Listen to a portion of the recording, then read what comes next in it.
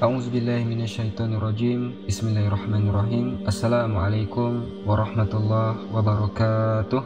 Alhamdulillahi wahda, wassalatu wassalamu ala rasulillah. Sahabat Khairi Channel, rahimakumullah. Pada hari ini kita akan membahas tentang seorang wanita mulia, yakni istri Nabi yang keenam. Beliau bernama Hindun binti Abi Umayyah, atau beliau dikenal dengan kunyahnya Ummu Salamah. Ummu Salamah ini ia termasuk wanita yang awal-awal masuk Islam bersama suaminya Abu Salamah. Bapaknya adalah seorang tokoh Bani Makhzum yang terkemuka dan salah seorang dermawan dari kalangan orang-orang Arab yang terhitung jumlahnya, hingga dia disebut dengan Zat Ar-Rokib, bekal musafir, karena rombongan musafir tidak perlu membawa bekal saat mereka hendak ke rumahnya atau bepergian bersamanya.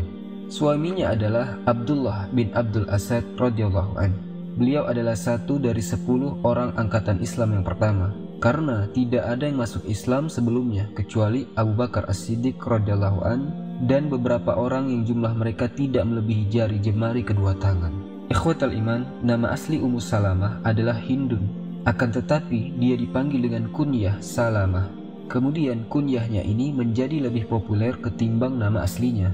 Ummu Salamah masuk Islam bersama suaminya, maka dia termasuk wanita-wanita yang masuk Islam pada angkatan pertama.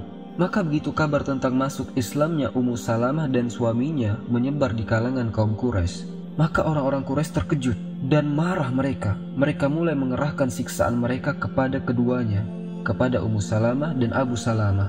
Siksaan yang begitu berat yang bisa meluruhkan batu pejal.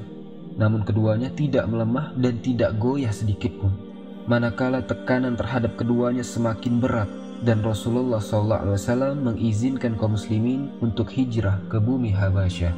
Maka Abu Salamah dan Ummu Salamah, dia berada di baris depan rombongan orang-orang yang berhijrah ke bumi Habasyah. Ummu Salamah dan suaminya berangkat ke negeri yang asing, meninggalkan kota Mekah, rumahnya yang tinggi, kehormatannya yang luhur dan nasabnya yang terhormat. Semua itu mereka tinggalkan demi mendapatkan pahala di sisi Allah dan meraih keridhaan Allah. Ikhwatal iman rahimani wa rahimakumullah. Sekalipun Ummu Salamah dan suaminya mendapatkan perlindungan dari Raja Najasyi, semoga Allah menjadikan wajahnya berseri-seri di surga, namun kerinduan mereka pada negeri Mekah yang merupakan tempat turunnya wahyu, dan kerinduan kepada Rasulullah SAW yang merupakan sumber hidayah telah mengoyak-ngoyak hatinya dan juga hati suaminya. Kemudian datang kabar ke telinga kaum muhajirin di bumi Habasyah bahwa jumlah kaum muslimin di Mekah sudah meningkat banyak, dan bahwa Islamnya Hamzah bin Abdul Muthalib dan Umar bin Khattab radhiyallahu anhum telah menguatkan persatuan mereka dan membendung sebagian gangguan dari kaum Quraisy. Maka sekelompok orang dari mereka ini berkeinginan untuk pulang ke negeri Mekah karena terdorong dengan rasa rindu mereka. Ummu Salamah dan suaminya ini berada di baris depan orang-orang yang pulang ke Mekah. Namun ternyata ketika mereka sampai ke Mekah, kabar itu cuma hoax. Ternyata dengan masuk Islamnya Hamzah dan Umar radhiyallahu anhum, kaum Quraisy memberi siksaan yang lebih berat kepada kaum muslimin. Kaum musyrikin Quraisy berbagai cara mengintimidasi dan menyiksa kaum muslimin. Mereka menyiksa mereka lebih parah dari sebelumnya. Maka saat itu Rasulullah SAW mengizinkan sahabat-sahabat beliau untuk berhijrah ke Madinah. Maka Ummu Salamah dan suaminya bertekad menjadi orang yang pertama hijrah demi menyelamatkan agama mereka dan menyelamatkan diri dari tekanan kaum Quraisy. Namun hijrah Ummu Salamah dan suaminya tidaklah mudah dan ringan sebagaimana yang mereka berdua bayangkan. Sebaliknya, mereka merasa berat dan sulit, meninggalkan sebuah musibah yang segala musibah akan terasa ringan bila dibandingkan dengannya. Maka kita akan mendengar Ummu Salamah bercerita tentang musibah yang dialaminya. Ummu Salamah berkata, manakala Abu Salamah hendak berangkat ke Madinah, dia menyiapkan seekor unta bagiku. Kemudian dia menaikkanku ke punggungnya dan meletakkan putra kami, Salamah, di pangkuanku. Abu Salamah berjalan menuntun untaku tanpa menoleh ke kanan dan ke kiri. Namun sebelum kami meninggalkan kota Mekah, beberapa orang laki-laki dari kaumku, kaumnya Ummu Salamah, Bani Makhzum, mereka melihat kami, maka mereka pun menghadang jalan kami. Mereka berkata kepada Abu Salamah, suamiku, bila kamu hendak pergi, maka itu urusanmu, tetapi tidak dengan istrimu ini. Dia adalah putri kami. Kami tidak akan membiarkanmu membawanya pergi dari kami bersamamu mengembara ke negeri lain. Karena pada saat itu kan fanatik kesukuan sangat kuat. Kemudian, kata Ummu Salamah, mereka maju dan menarikku dari suamiku dengan paksa. Kemudian, ketika Ummu Salamah ditarik dengan paksa, dilihat oleh kaumnya Abu Salamah, Bani Abdul Asad. Bani Abdul Asad melihat Bani Makhzum menarik Ummu Salamah dan putranya Abu Salamah. Mereka pun sangat marah. Bani Abdul Asad mereka berkata, "Demi Allah, kami tidak akan membiarkan anak ini bersama ibunya sesudah kalian mengambil ibunya secara paksa dari teman kami. Anak ini adalah anak kami. Kami lebih patut atasnya." Kemudian mereka mulai memperebutkan anakku Salamah di depan mataku, hingga mereka mengambil tangannya dan menarik paksa dari kaumku. Kata Ummu Salamah, hanya dalam beberapa saat, aku melihat diriku terkoyak-koyak sendiri dan seorang diri. Suamiku meneruskan perjalanannya ke Madinah untuk menyelamatkan diri dan agamanya. Sedangkan anakku, Salamah, Bani Abdul Asad merebutnya dari tanganku dengan kasar dan paksa. Aku sendiri dikuasai oleh kaumku Bani Makhzum, dan mereka menahanku di tengah-tengah mereka. Aku dipisahkan dari suami dan anakku hanya dalam sesaat. Sejak hari itu, setiap pagi aku keluar ke Abtah. Aku duduk termenung di tempat yang menjadi saksi bisu musibah yang menimpaku. Aku mereka-reka ulang saat-saat di mana aku dipisahkan dari suami dan anakku, kata Ummu Salamah. Di sana aku hanya bisa menangis hingga malam menjelang.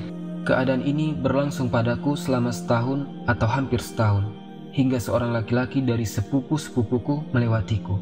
Dia melihat keadaanku dan merasa kasihan kepadaku. Maka dia berkata kepada kaumku, "Mengapa kalian tidak membiarkan wanita itu? Kasihan dia, kasihan telah memisahkannya dari suami dan anaknya." Laki-laki ini terus berusaha membujuk hati kaumku dan menggugah rasa iba mereka, sehingga akhirnya mereka berkata kepadaku, "Susulah suamimu bila kamu berkehendak." Tetapi, kata Ummu Salamah, "Bagaimana bisa aku menyusul suamiku di Madinah dan meninggalkan anakku, buah hatiku di Mekah, di Bani Abdul Asad? Bagaimana hatiku bisa tenang dan air mataku bisa berhenti saat aku di Darul Hijrah, Madinah? Sedangkan anakku yang masih kecil berada di Mekah tanpa aku mengetahui keadaannya sedikit pun." Hati seorang ibu. Sebagian orang melihat kesedihan dan kepedihan yang aku rasakan, maka hati mereka merasa iba terhadap keadaanku. Mereka kasihan. Mereka pun berbicara kepada Bani Abdul Asad terkait urusanku dan meminta belas kasihan mereka terhadapku. Maka apa yang terjadi? Maka mereka pun berkenan mengembalikan anakku Salamah kepadaku. Setelah Hindun atau Ummu Salamah bersama anaknya Salamah, maka kata Ummu Salamah, "Aku tidak ingin berlama-lama di Mekah untuk menemukan rekan perjalanan, karena aku khawatir akan terjadi sesuatu yang tidak aku duga yang bisa membatalkan keinginanku untuk menyusul suamiku." Maka Ummu Salamah berangkat menuju Madinah, hendak menyusul suaminya. Dan saat ia tiba di Tan'im, sebuah daerah yang berjarak 3 mil dari Mekah, Ummu Salamah bertemu dengan Utsman bin Tolha. Utsman bin Tolha berkata, "Hendak kemana wahai putri Zat Ar-Rakib?" Ummu Salamah menjawab, "Aku ingin menyusul suamiku di Madinah." Maka Utsman bin Tolha berkata, "Apakah tidak ada seorang pun bersamamu?" Maka Ummu Salamah menjawab, "Tidak ada kecuali Allah kemudian anakku ini." Utsman bin Tolha berkata, "Demi Allah, aku tidak akan membiarkanmu selamanya sebelum kamu tiba di Madinah." Kemudian Utsman memegang tali kekang untanya Ummu Salamah dan menuntunnya berangkat. "Demi Allah," kata Ummu Salamah, "aku tidak pernah ditemani dalam sebuah perjalanan oleh seseorang dari bangsa Arab yang lebih mulia dan lebih baik dibandingkan Utsman. Bila kami tiba di suatu tempat singgah, dia menderumkan untaku. Kemudian dia menjauh dariku saat aku sudah turun dan menjejakkan kakiku di tanah. Dia mendekat dan menurunkan pelananya. Lalu dia membawanya ke sebuah pohon dan mengikatnya padanya. Kemudian dia menjauh dariku ke sebuah pohon lain, tempat naungan dia beristirahat. Manakala tiba saat keberangkatan, dia menuju untaku dan menyiapkannya untukku. Lalu dia memberikannya kepadaku. Kemudian dia menjauh dariku dan berkata, 'Naiklah.' Bila aku sudah naik dan duduk di atas punggung unta, dia mendekat lalu memegang tali kekangnya dan menuntunnya. Utsman terus melakukan hal itu setiap hari hingga kami tiba di Madinah. Saat dia melihat kampung Kubah milik Bani Amr bin Auf, maka Utsman bin Tolha berkata, 'Suamimu ada di kampung ini. Masuklah ke sana dengan keberkahan dari Allah.' Kemudian Utsman bin Tolha pulang ke Mekah. Ikhwatal iman rahimani wa rahimakumullah. Kehidupan yang tercerai-berai akhirnya dapat disatukan kembali setelah melewati perpisahan yang panjang. Ummu Salamah bahagia bisa berkumpul dengan suaminya kembali. Abu Salamah juga bahagia bisa berkumpul dengan istri dan anaknya Salamah. Kemudian, kata Ummu Salamah, peristiwa-peristiwa terjadi begitu cepat seperti kedipan mata. Perang Badar, Abu Salamah ikut serta di dalamnya. Dia pulang bersama kaum muslimin membawa kemenangan yang gemilang. Abu Salamah juga menerjuni medan Uhud sesudah perang Badar. Abu Salamah memperlihatkan kepahlawanannya di dalamnya dengan gagah berani. Namun saat pulang dari peperangan Badar, Abu Salamah terluka parah. Ummu Salamah berusaha mengobatinya hingga lukanya itu terlihat sepertinya akan sembuh. Akan tetapi, rupanya yang sembuh adalah bagian luar lukanya. Sedangkan bagian dalamnya itu membusuk, dan tidak lama berselang lukanya kambuh kembali dan memaksa Abu Salamah terkapar di atas tempat tidur. Saat Abu Salamah terus berupaya mengobati lukanya, maka dia berkata kepada istrinya, "Wahai Ummu Salamah, aku mendengar Rasulullah SAW bersabda, La yusibu ahadan musibatun fayastarji'u inda zalik. Wa yakul Allahumma indaka tasabtu musibati hazihi Allahumma khlufni khairan minha ila a'tah." Tidaklah seseorang ditimpa musibah lalu dia beristirja saat itu dan mengucapkan, "Ya Allah, sesungguhnya aku berharap pahala musibahku ini di sisimu. Ya Allah, berilah aku ganti yang lebih baik darinya." Melainkan Allah Azza wa Jalla memberinya hal itu. Abu Salamah terbaring dalam keadaan sakit di atas ranjangnya selama beberapa hari. Suatu pagi, Rasul SAW datang menjenguk beliau Abu Salamah. Nabi belum menyelesaikan kunjungan dan belum melewati pintu rumahnya. Abu Salamah sudah meninggal duluan. Maka Nabi SAW memejamkan kedua matanya dengan kedua tangan beliau yang mulia. Beliau memandang ke atas seraya berdoa, Allahumma ighfirli Abi Salamah warfa' darajatuhu fil muqarrabin wakhlufhu fi akibihi fil ghabirin waghfir lana walahu ya rabbal alamin wabsah fi qabrihi wa nawwir lahu fi. Ya Allah, kata Rasul, ampunilah Abu Salamah, angkatlah derajatnya di kalangan orang-orang yang dekat kepadamu. Jadilah engkau penggantinya pada keluarga dan anak-anaknya. Ampunilah kami dan dia, wahai Tuhan alam semesta. Lapangkanlah kuburnya dan berilah dia cahaya di dalamnya. Ummu Salamah teringat apa yang disampaikan oleh Abu Salamah dari Rasulullah SAW. Maka Ummu Salamah mengucapkan, Allahumma indaka tasibu musibati hazihi. Ya Allah, aku berharap pahala musibahku ini di sisimu.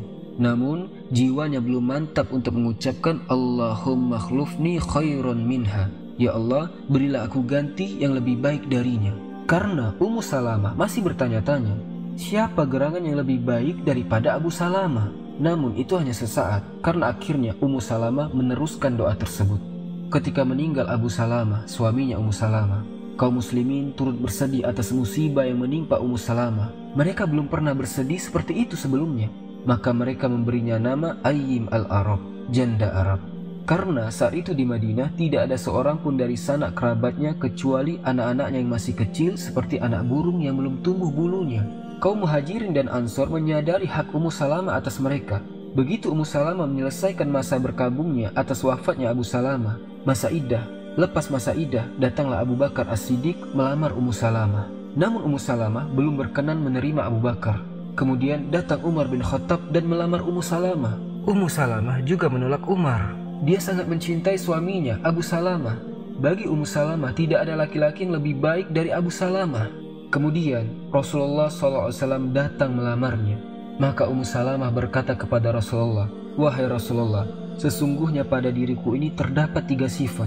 Aku seorang wanita yang pecemburu. Aku khawatir engkau melihat sesuatu dariku yang membuat engkau marah. Akibatnya Allah mengazabku karena itu. Kemudian yang kedua, aku seorang wanita yang tidak lagi muda. Dan yang ketiga, aku juga wanita dengan anggota keluarga yang tidak sedikit."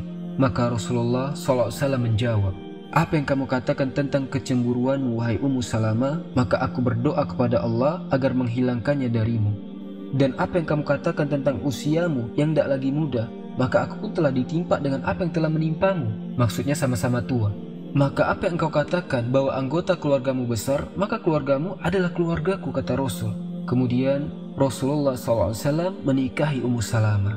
Allah mengabulkan doanya. Allah memberi ganti untuk Ummu Salamah dengan seseorang yang lebih baik daripada Abu Salamah. Sejak hari itu, ikhwatal iman, Hindun al-Makhzumiyah tidak lagi sebagai ibu dari Salamah saja, akan tetapi juga menjadi Ummul Mukminin, salah satu ibunya orang-orang mukmin. Semoga Allah menjadikan wajah Ummu Salamah radhiyallahu anha berseri-seri di surga. Semoga Allah meridhoinya dan membuatnya ridho. Istri Nabi yang keenam wafat pada tahun 62 Hijriah. Semoga kisah ini bermanfaat. Subhanakallahumma bihamdika asyhadu an la ilaha illa anta astaghfiruka wa atubu ilaik. Wallahu ta'ala alam. Assalamualaikum warahmatullahi wabarakatuh.